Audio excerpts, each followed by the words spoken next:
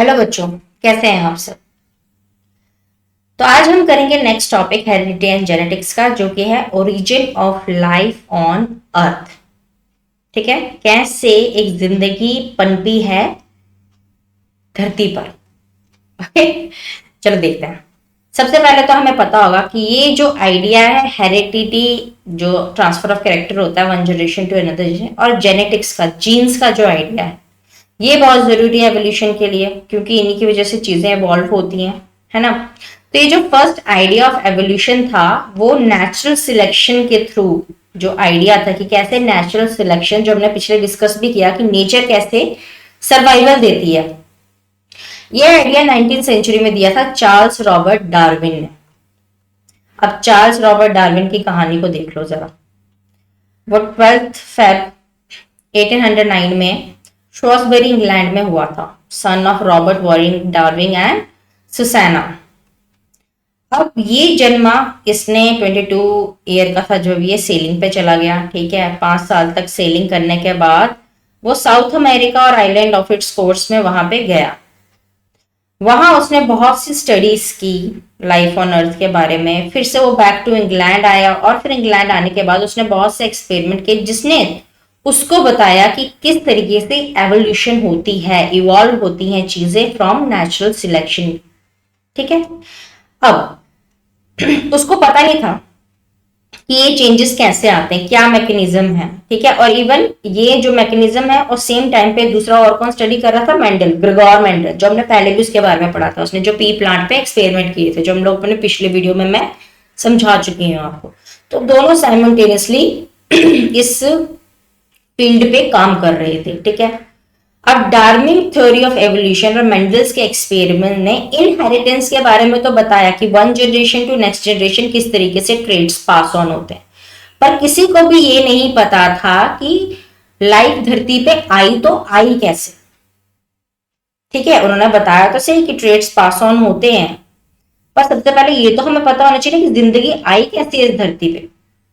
तो ये हम थोड़ा इसके बारे में जानेंगे। ठीक है, इसकी सबसे पहले थ्योरी दी थी जेबीएस हिल्डन ने, एक ब्रिटिश साइंटिस्ट था जो इंडिया में आया था।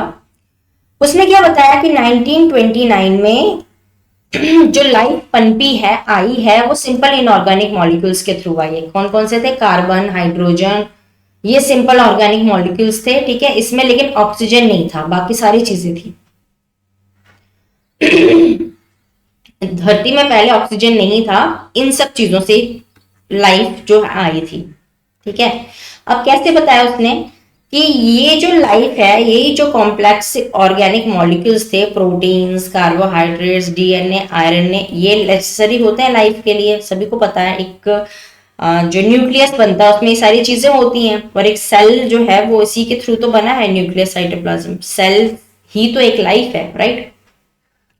तो ये सब चीजें जरूरी होना बहुत बहुत बहुत ज्यादा एसेंशियल है। तो जो भी प्रिमिटिव ऑर्गेनिज्म पहला पैदा हुआ है, वो इसी केमिकल सिंथेसिस से हुआ होगा।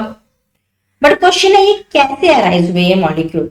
अब इसका जो आंसर था एक्सपेरिमेंटली किसने बताया, एल मिलर और हार्लर ने 1953 में। उन दोनों ने एक कमरे में इसका एक्सपेरिमेंट किया, सारा का सारा उन्होंने एटमॉस्फेयर डेवलप किया जैसा अर्थ में होता है। ठीक है, वहां पे कौन कौन से मॉलिक्यूल्स थे उस टाइम एटमॉस्फेयर में, अमोनिया था, मीथेन, हाइड्रोजन सल्फाइड, पर ऑक्सीजन नहीं था उस टाइम पे। तो ऐसे उन्होंने एक एटमॉस्फेयर क्रिएट किया इस बॉल में, जो आप देख सकते हो पिक्चर में। ठीक है, फिर इसमें उसने ये सारी चीजें रखी। देन टेम्परेचर उसका उसने 100 डिग्री सेल्सियस से थोड़ा कम रखा, जस्ट बिलो 100 डिग्री सेल्सियस उसने ये चीज यहाँ पे रखी थी। ठीक है, टेम्परेचर। फिर उसने इलेक्ट्रिसिटी पास की, एक स्पार्क दिया, देख सकते हैं आप यहाँ पे, ये जो येलो कलर का यहाँ पे स्पार्किंग हो रही है। ठीक है, लाइटनिंग दी उसने थोड़ा, क्योंकि ऑब्वियसली तब धरती पे इस तरीके का एटमोस्फेयर होता था। ठीक है, प्रेशर वगैरह जितना भी था। मिक्सचर को उसने कंडेंस किया यूजिंग कंडेंसर का, नीचे से देख सकते हैं आप, कंडेंसर का यूज किया। और फिर उसने देखा at the end of the week 15% carbon methane बन गया था और कन्वर्ट हो गया था सिंपल कार्बन कंपाउंड्स में। और वो सिंपल कार्बन कंपाउंड्स क्या बन के आए थे, जो पीछे हमने बताया था, कार्बोहाइड्रेट्स जो जरूरी होती है चीजें आरएनए डीएनए के लिए, ठीक है। और जितना भी अमाइनो एसिड था वो क्या बन गया था, प्रोटीन में कन्वर्ट हो गया था। अमाइनो एसिड जो मैंने आपको अमोनिया यूज किया गया था, ठीक है, मीथेन वगैरह, तो मीथेन से कार्बन बन गए, अमोनिया जो अमाइनो एसिड से चेंज होके फिर प्रोटीन में आ गया। तो यही सारी एसेंशियल चीजें जो एक लाइफ के लिए चाहिए थे वो इस प्रकार से कन्वर्ट हुई थी, ठीक है। और यहां से फिर क्या हुआ, इस एक्सपेरिमेंट से इन दोनों ने सजेस्ट किया कि इसी तरह एक सेल का निर्माण हुआ। क्या बना था इससे, सेल बना, एक यूनिसेलुलर ऑर्गेनिज्म। और धीरे धीरे फिर उसके पास तो सबको कहानी पता ही है, स्प्लिटिंग ऑफ द सेल्स हुई, धीरे धीरे फिर सिंगुलर सेलुलर ऑर्गेनिज्म से मल्टी सेलुलर ऑर्गेनिज्म का डेवलपमेंट हुआ, और धीरे धीरे धीरे करके फिर नए नए जो ऑर्गेनिजम्स और लाइफ जो है एक अर्थ में डेवलप हुई। तो ये एक एक्सपेरिमेंट था जिसने सजेस्ट किया कि किस तरीके से ओरिजिन ऑफ लाइफ अर्थ में आई है स्पीशीज की, ठीक है। तो ये था पूरा एक्सपेरिमेंट और ये थी पूरी थ्योरी, ठीक है। हमारे साथ बने रहिएगा, हम नेक्स्ट वीडियो में अब आपको बताएंगे स्पेसिएशंस के बारे में, जो इस चैप्टर का आखिरी टॉपिक है, ठीक है। उसके साथ साथ जो भी रिमेनिंग टॉपिक्स हैं हम उस वीडियो में कवर कर लेंगे।